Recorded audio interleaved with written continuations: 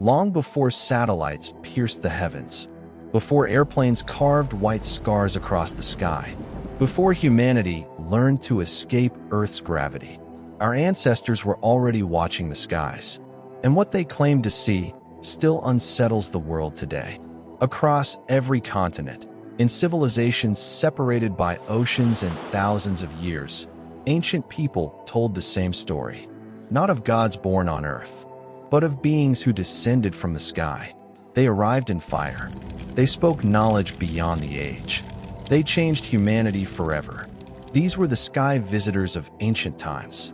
From Africa to South America, from Mesopotamia to Asia, from the frozen north to the islands of the Pacific, ancient cultures described visitors who came from above. They wore shining garments. They traveled in glowing crafts. They commanded the forces of nature. Most striking of all, these stories were recorded before modern technology existed. So how did ancient people imagine machines, flight, or beings from the stars? Or were they not imagining it all?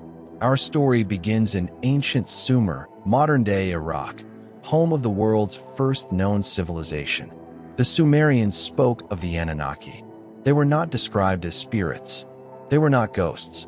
They were beings who came from the heavens. According to ancient tablets, the Anunnaki descended to Earth to mine resources and later alter humanity itself. They taught writing. They taught agriculture. They taught astronomy. Even more unsettling, the Sumerians drew them wearing helmets, wrist devices, and what looks disturbingly like advanced technology. Coincidence? Or ancient eyewitness accounts?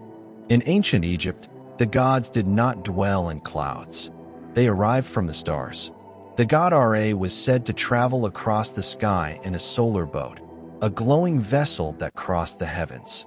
Horus, the sky god, descended with blazing eyes and wings of light. And the pyramids themselves, built with precision that still confounds modern engineers, aligned perfectly with star systems, especially Orion's belt.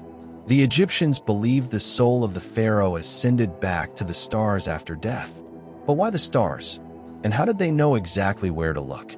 Deep in Mali lives the Dogon people, an ancient African tribe with no telescopes, no modern science. Yet they possessed impossible knowledge. They accurately described Sirius B, a star invisible to the naked eye and only discovered by modern astronomers in the 20th century.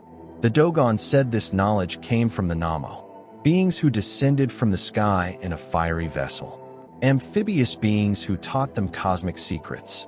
How could a remote tribe know what modern science only recently confirmed? Unless someone told them.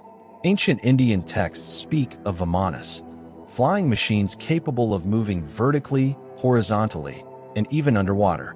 They were described as metallic, luminous, and powered by unknown energy sources. Some texts even mention aerial battles, weapons that could destroy entire cities in a single blast. Descriptions eerily similar to modern aerial warfare, thousands of years before flight existed. So who was flying them? In the Americas, sky visitors were worshipped as gods. Quetzalcoatl, the feathered serpent, was said to descend from the heavens and promised to return. He brought knowledge, laws, and civilization. When the Spanish arrived centuries later, many believed the sky god had returned. Why would an entire civilization expect a god to return from the sky? Unless that's where he came from. Around the world, ancient art depicts strange figures, beings with oversized heads, figures inside glowing orbs, craft-like objects hovering above humans, in caves on stone tablets, carved into temples. Modern scholars often dismiss these as symbolic. But symbols of what? Why the helmets? Why the suits? Why the crafts? And why do these images appear globally? Ancient texts like the Book of Enoch speak of the Watchers, beings who descended from heaven to observe humanity. They taught forbidden knowledge, astronomy, metallurgy, medicine. Eventually, they were punished for interfering too much. The story is ancient, but the theme is familiar. Observers from above, guiding humanity, then disappearing. There are three main theories. First, They were explorers studying early humanity. Second, they were teachers, helping humanity rise from ignorance. Third, they were something else entirely, using Earth for purposes we still don't understand. Mining, genetic experiments, or something far darker.